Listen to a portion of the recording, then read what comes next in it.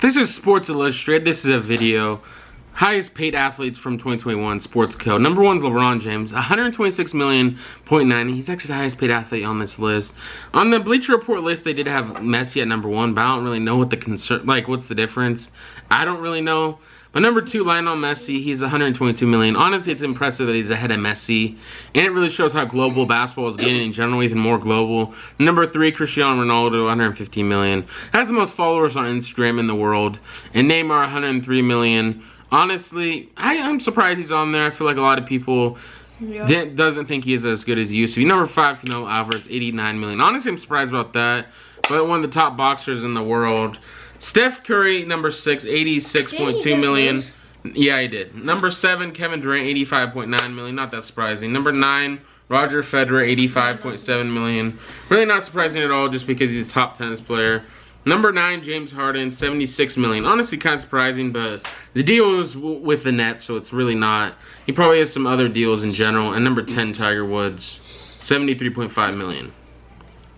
This is NBA ESPN. Charles Barkley, and who's the only player better than him on the 1992 Dream Team via Pivotal Podcast. He says that the only player that was better than me was Michael.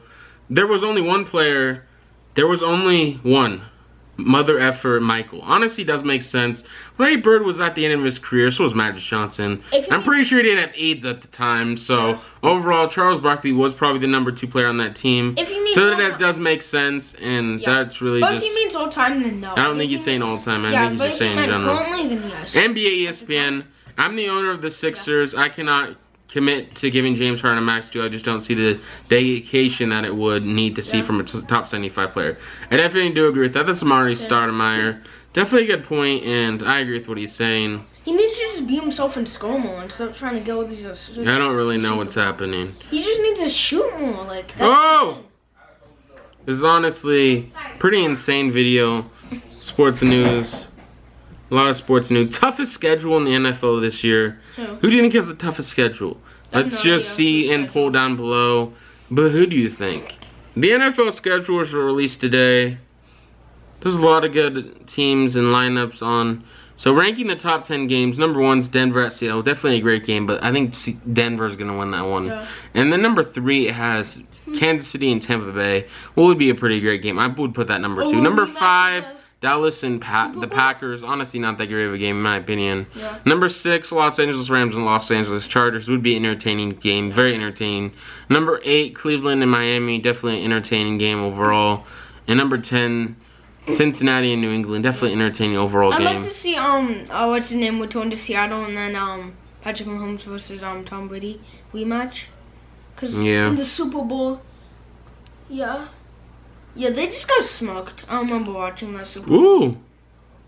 And honestly, in some other NBA news, Larry Bird and Irving Magic Johnson helped define the modern NBA with their individual brilliance and team success in the 1980s. The 2 NBA legends are now honored with namesakes for the trophies.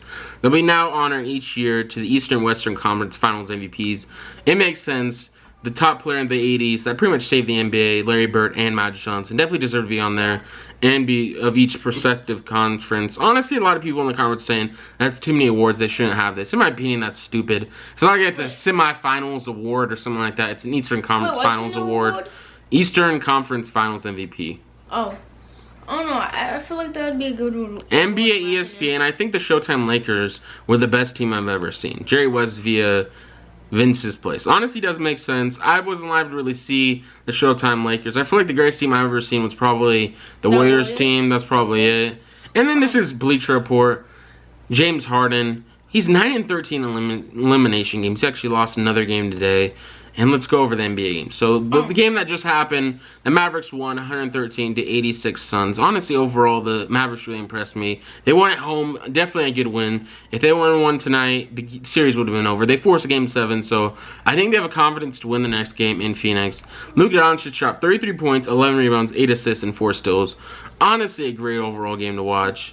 And then for the other game that was on yesterday, the NBA playoffs, the Heat versus the 76ers, 99 Heat to 90 76ers. Honestly, this game was a lot closer.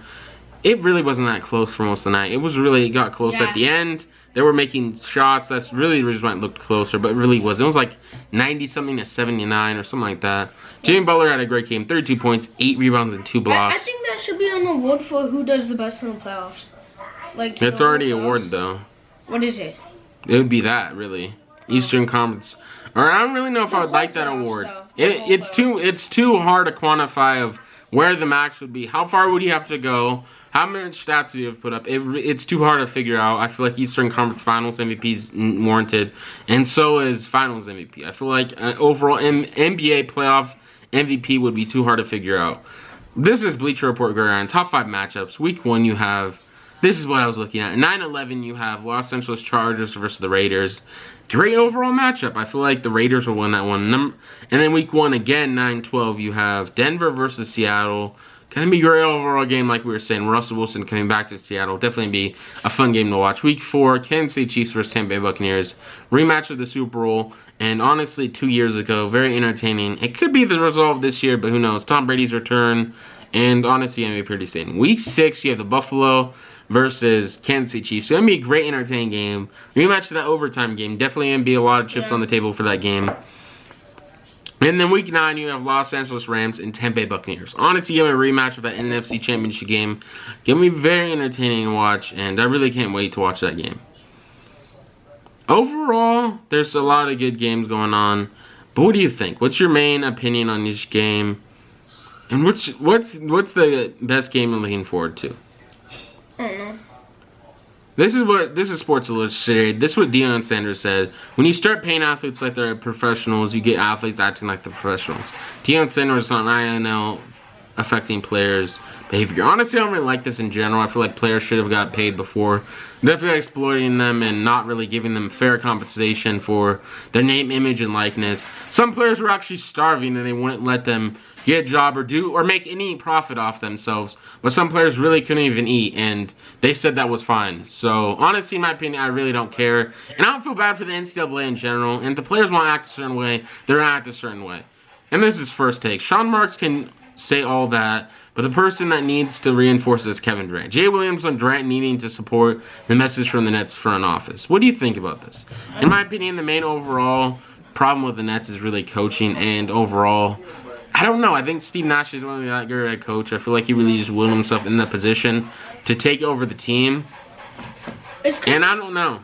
It's because the team's good. I mean, when they had James Harden, they were pretty good. And then KD got injured, and then they traded James Harden midway through KD getting injured. So then after that, they were just trash. And then Kyrie was still out, right? Yeah. So literally, they had like nobody. This is pretty entertaining. Look at this. Monday Night Football 2022 schedule. September 12th, week 1, you have the Seattle Seahawks versus the Broncos. Week 2, you have September 19th, the Titans versus Buffalo Bills. It's going to be a great overall Monday night game. And then there's back-to-back that week. ABC exclusive, the Eagles versus the Vikings. It's going to be another great game.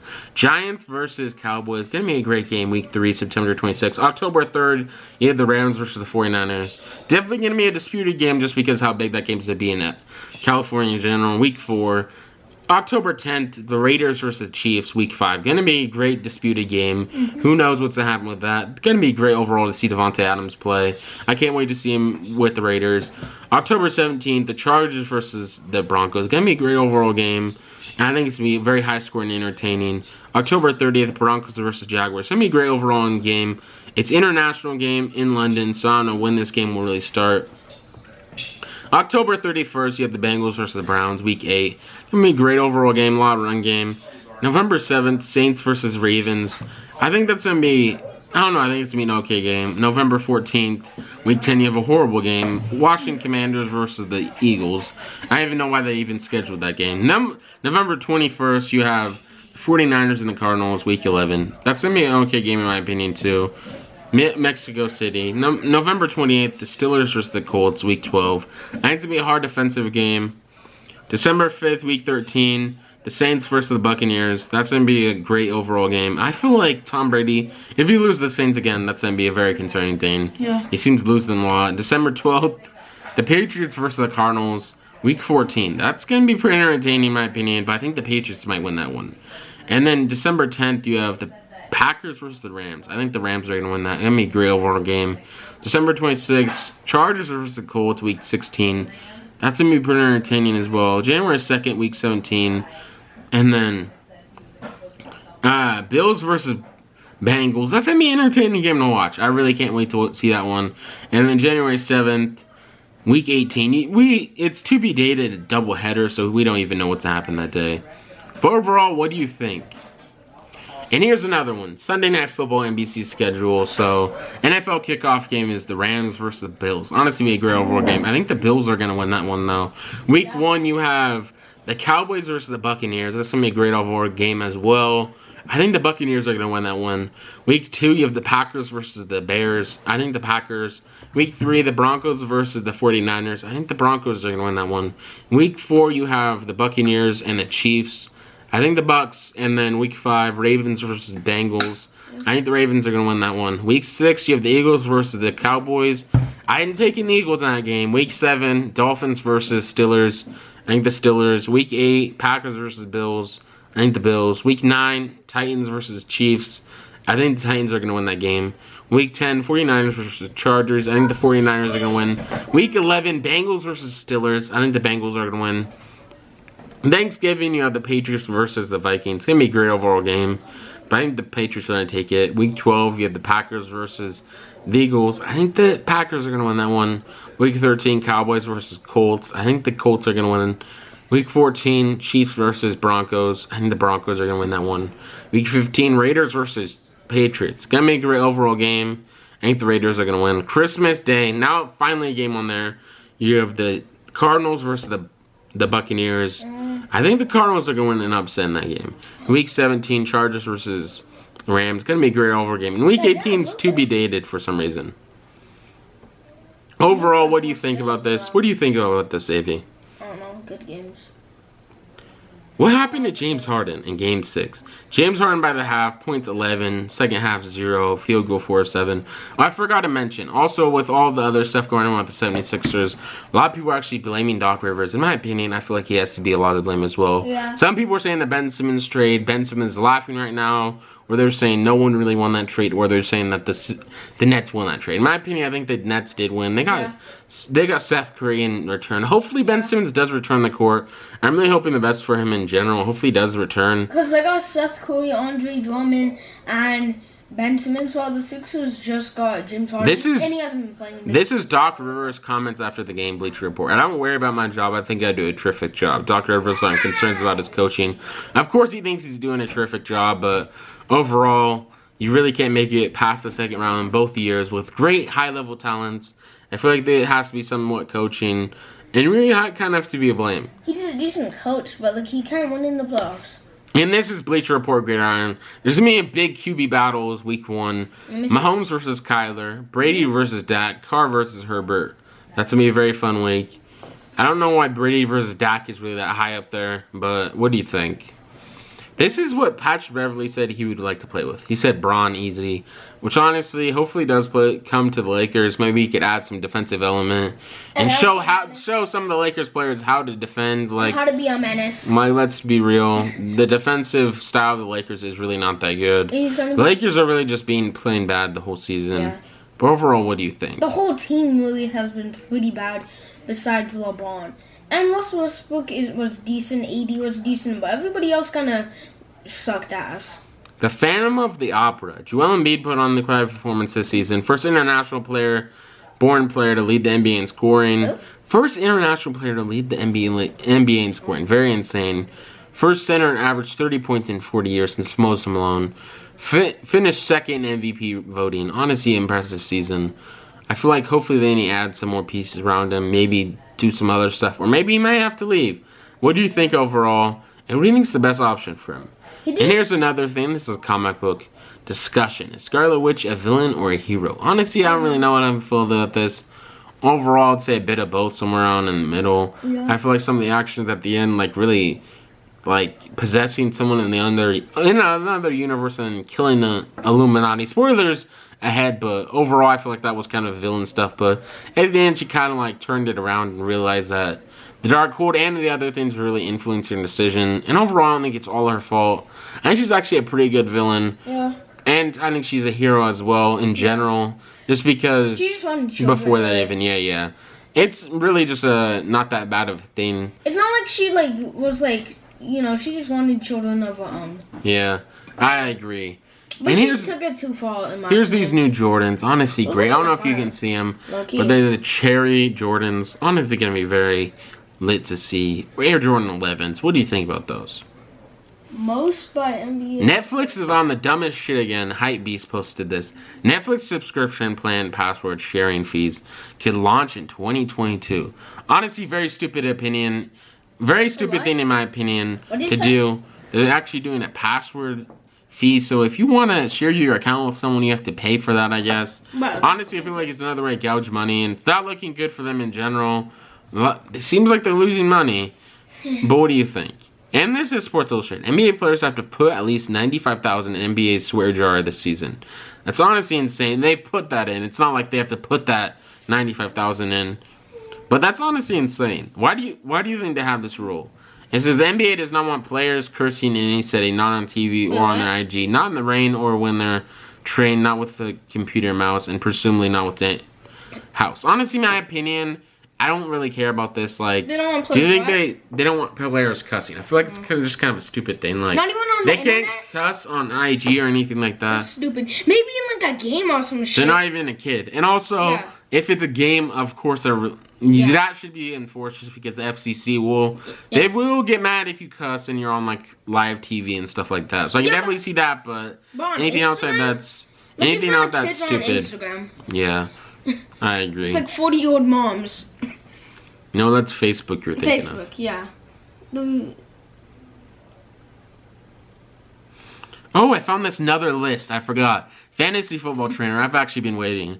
This is 2022-2023 wide receiver 2 rankings. Number 1, you have Chris Godwin. Honestly, him behind Mike Evans is very lethal. Definitely, probably the best wide receiver 2 in the NFL. Number 2, you have T. Higgins. Not that much more to say. Definitely a great season last year.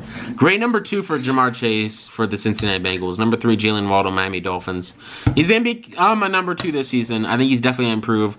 Behind Tyreek Hill, he's definitely be a great second option. Number 4, Allen Robinson, wide receiver, Los Angeles Rams. Honestly, I don't think he's that great of a number 2. Hopefully he has a better season this year, but I'm not really that promised of him. Number 5, Marquise Brown, wide receiver, Arizona Cardinals. I think he's going to be pretty promising as wide receiver 2 behind DeAndre. DeAndre's actually going to be out, for that's going to be kind of concerning, but what do you think? Number 6, Jerry Jeudy, wide receiver, Denver Broncos. Overall, I think he's going to be a great second option for Russell Wilson have. He might become the first option, but what do you think? Number 7, Adam Thielen, wide receiver, Minnesota Vikings. Probably, in my opinion, should be at least top 5. Ahead of Marquise Brown, just because he's one of the top wide receiver 2s. And definitely a lethal option with Jamar Chase. Number 8, Hunter Renfrow, wide receiver, Las Vegas Raiders. He should be right there. Number 9, Mike Williams, wide receiver, Los Angeles Chargers. Him and Keenan Allen are very lethal. I think Justin Herbert really needs to make a statement this year and play a lot better throughout the season and lead his team in the playoffs very far. And number 10, Christian Watson, wide receiver, Green Bay Packers. I don't know how the hell he's a wide receiver 2 on this ranking when he hasn't even played a snap yet, and he's somehow on this list. Number 11, Brandon Ayuk. And honestly, I don't know too much to think about this. I think he's going to be a great wide receiver. San Francisco 49ers. Number 12, Treylon Burks, wide receiver, Tennessee Titans. Overall, how is he even on this list? He really got drafted this year. This was a replacement of A.J. Brown. Doesn't make that much sense that he's on this list. Because they don't even know if he's going to be good. So. Yeah, I don't really agree with that. I don't know why they put him on here, and might overall, it's kind of stupid. Number 13, Amon-Ra St. Brown, wide receiver, Detroit Lions. Number 14, Michael Gallup, wide receiver, Dallas Cowboys. Definitely makes sense he's on that list. But what do you think? And overall, Treylon Burks. Let's go back to that point. I feel like him being on this list is kind of, I don't know. Who else is a Tennessee receiver besides A.J. Brown? Let's look at their receivers. Like, I definitely see him being a wide receiver 1 right now. I get he just got drafted, but even that, I don't really know how many other people are really going to be that many more targets than him. What do you think? Robert Woods. Oh, yeah, I forgot about Robert Woods. Never mind. Robert Woods is definitely going to be a good option. Treylon Burks is definitely a wide receiver, too. But overall, I think they're going to have a great season this year. Derrick Henry's going to come back. He's going to be healthy this season. Ryan Tannehill really needs to improve a lot. Malik Willis is really going to be staring over his shoulder. I think they're going to throw the ball a lot this year. Maybe more than last year, but what do you think? And this is probably Gonna be posted tonight. Like and subscribe, and goodbye.